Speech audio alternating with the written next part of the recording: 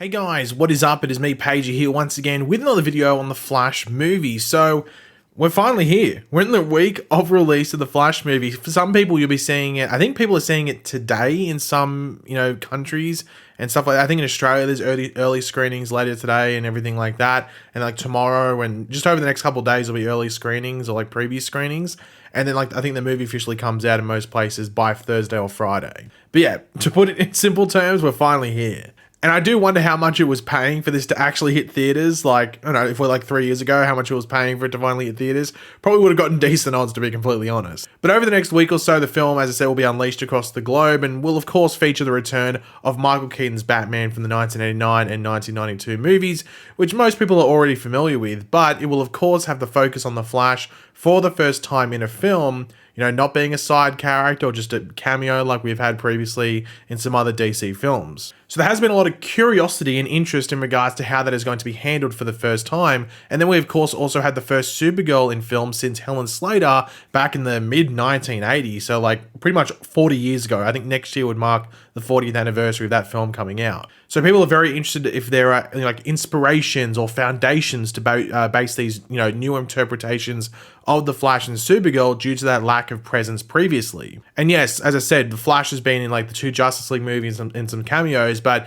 never the focus. And the Flash is always going to be portrayed differently as a main character compared to a side character. So yeah, almost pretend like it's a completely new character pretty much heading into this movie. Now we do know that Man of Steel, the 2013 film, 10-year anniversary of that film this year, will play a big part in the Flash movie's story and be the big Flashpoint change that is endangering this timeline that has to be acted upon. So Henry Cavill's take on Superman is of course going to play a part in how they handle things, at least in regards to the story side of things. But we also know that Andy Muschietti has watched parts of the Flash television show, and people have been wondering what inspiration Andy could have taken from the show. As he said, I think it was at the 2021 DC Fandom, I think it was. There was only two, so it was either 2020 or 2021, but I think it was 2021. And he was saying that he was going to use various things across TV and film as inspirations for parts of the story and visual things and what we'll see on screen. Now, a lot of people just assumed he'd be talking about the Speed Force mainly when it came to the Flash side of things, which I guess you can make your own interpretation of that when you see the film. But then, of course, we know that with like the Man of Steel is going to be a big inspiration because they got to choose some similar things that happen in the movie and then some different things because of Flashpoint. And because I've seen the movie twice now, I'll be seeing it the third time later today, but I've seen it twice already. But there is one clear inspiration from the Flash TV show, something from the earlier seasons that wouldn't surprise me was actually chosen personally by Andy Muschietti to put in there. But in regards to the story and certain choices and stuff like that, it's mostly stuff from the comics, which the show did as well. And to be honest, the show did some things better. There's one moment in particular which most people probably look at and go, okay, I think the show did that better. But, most of it's just from the comics. Like, there's nothing that the show did first that they're adapting outside of maybe one thing towards the end, but I don't really want to talk about that because that's spoilery. So that can be, once the film comes out, we can talk about some spoilery stuff there. But I think most of this, like, oh, this is an inspiration or that's an inspiration, and people like picking what is and what isn't, will just come down to personal opinion. It's going to be subjective. But I'm sure there might be some other things that are picked up on by people when they watch the film for the first time over the next week. And to be honest, there are some elements, that feel like they weren't, or they went maybe that's the best word to use. They went out of the way to make different from both the TV show and even the comics to feel new, which I don't mind. One in particular is actually probably the Speed Force, which you'll see, and maybe just time travel as a whole, though it could be jarring for some. As I said, it's subjective and it's up for people to make their own opinion on. But in regards to Supergirl, we know that when Sasha Calle was cast as Supergirl back in, I think it was 2020, maybe it was 2021, but I think it was 2020. Yeah, we'll go with 2020. We did know that Supergirl, the TV show, was still running, but also that Melissa Benoist, who played Supergirl on the TV show, did congratulate Sasha on being cast over social media and all that stuff. But we didn't really know if there had been any reaching out by either to the other, I guess like a private conversation. But now we know that is the case, as well as Superman himself giving his stamp of approval to Supergirl and the movie or the Flash movie as a whole. And we know this thanks to Sasha Calle herself, who said this in a recent interview. I talked to Melissa and she was super good and super sweet with the news. Henry Cavill is the best. He saw the film and it was a love. He gave me a hug and congratulated me for my work. work. Henry loved the movie, and for me, since it's the multiverse, it meant a lot to have Superman say that I did well and that he loved the movie. There was a lot of support and a lot of love. Now, a lot of people were pretty happy to hear about like Henry Cavill sort of giving the tick of approval. Obviously, the whole Henry Cavill situation with him being Superman, then not being Superman, then being Superman again for like 2 seconds, and then not being Superman was a big drama. I think everyone felt bad for him. He was stuck in a sticky situation that I don't think anyone deserved to be stuck in. So I think the fact that he's giving his tick of approval is a good thing, though you could argue, well, what's he going to say? No, it was terrible, you know. But anyway, it's good that at least there's that public thing where there's a tick of approval there. But yeah, in regards to Sasha Calle's Supergirl, she's definitely a strong part in the film.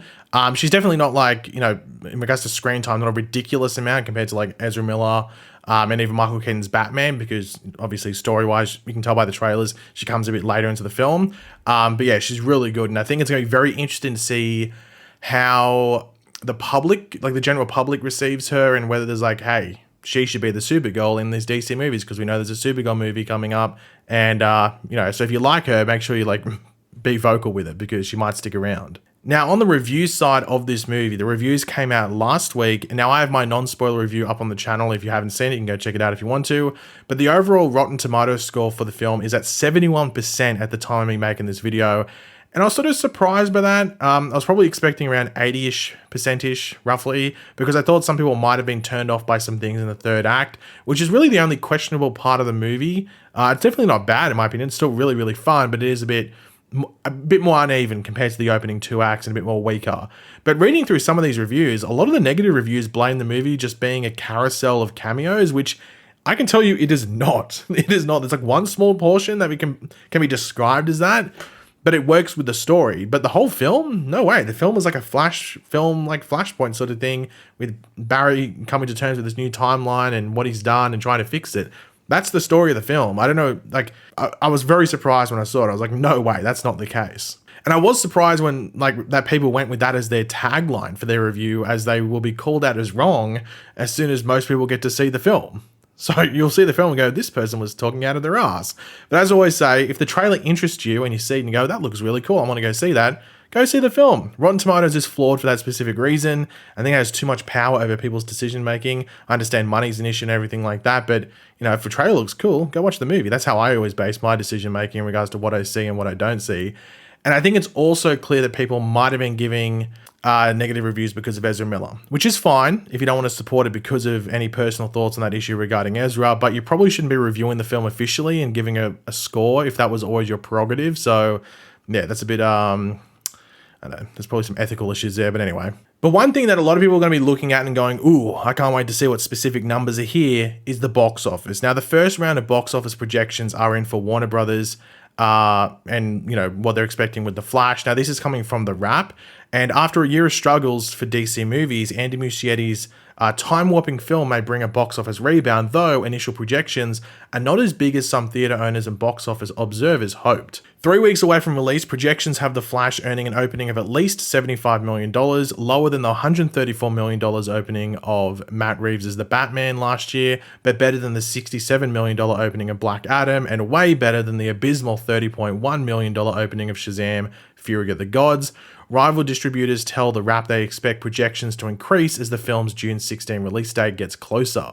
Both publicly and privately, Warner Brothers executives have shown immense confidence in The Flash. Studio insiders have told The Wrap that the film has received rave scores from audience test screenings, and the film's first public screening at CinemaCon last month was met with positive reception from movie theatre owners. The question, as marketing for the film ramps up, is whether the film can build enough audience, word of mouth, along with Gen X nostalgia for Michael Keaton as Batman, to get fans excited for this blockbuster starring Ezra Miller as The Flash, as he uses his powers to prevent the death of his mother, but creates a catastrophe, might I say, that threatens to destroy the multiverse. Usually mainstream audiences aren't familiar with an actor's personal scandals to the point that it has a box office impact, but it's difficult to predict whether Miller's publicized arrest and alleged history of erratic and violent behavior will influence how the public talks about the film. Miller's performance takes up a greater degree of The Flash than one would even expect for the lead of a superhero film, as they do spend much of its runtime playing both Barry Allen and an alternate timeline version of Barry interacting with each other. Now, this is going to be interesting because they don't mention in this article, but I think like about 3 weeks ago, I think when they were doing like a long range prediction, it was tracking for like 110 million at most. I think it was like 100 to 110 million or and maybe like 120 if it went over a bit. So to go from like in the 100, like the low 100 millions to down to 75 is surprising, but it's also not shocking. And the reason for this is that all these studios, whether it's Disney, Universal, Paramount, now Warner Brothers, they're undershooting the projections. So every single summer movie that's come out so far has performed better than the studio was predicting or was projecting, like you're seeing here. So they're saying $75 million here, but in reality, they're expecting like 90 to 100. That's probably what they're expecting. Transformers was like, they lowballed it down to like 40. I think it was like 40 to 45 million, made 60 million, and it didn't even get ridiculous reviews. So, and I think they're the same with The Little Mermaid, Guardians of the Galaxy, the exact same thing. I think they undershot it by 10 million. And it hit where that, earlier it was projected to make. So I don't think they're legitimately thinking The Flash is going to make 75 million. They probably think it's going to make 90 to 100, but it all matters because they've done so many tests or early screenings, but then again, that's spread a good word of mouth. And also the film is, not rotten. It's 71%, still got that red tomato, not a green rotten thing. So that's a positive. And it also depends on the cinema score and what people say coming out of those early screenings or like, opening night and stuff like that. So I think the movie's going to perform well. It just matters whether it performs really well or just decently. Like decently for this movie is probably like 6 to 700 million probably, and really good is probably like 850 plus. So if it beats Guardians of the Galaxy, then it's performed really well.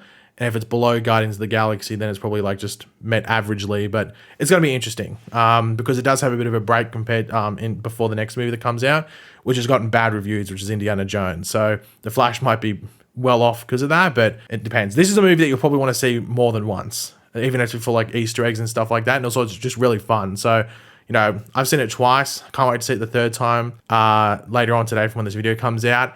And I'll probably see it a fourth later in the week as well because it's just a really fun movie. But also I'm a Flash fan, so a bit of bias there. But yeah, guys, thanks for watching. Hopefully you enjoy the video. If you did, be awesome, you could drop a like on it. Let me know in the comment section down below. Are you seeing the Flash movie opening week? When are you seeing it? Are you excited for it? Any predictions going into it? And everything like that. And of course, if you are new to the channel, make sure to subscribe. And I'll catch you guys later. Goodbye.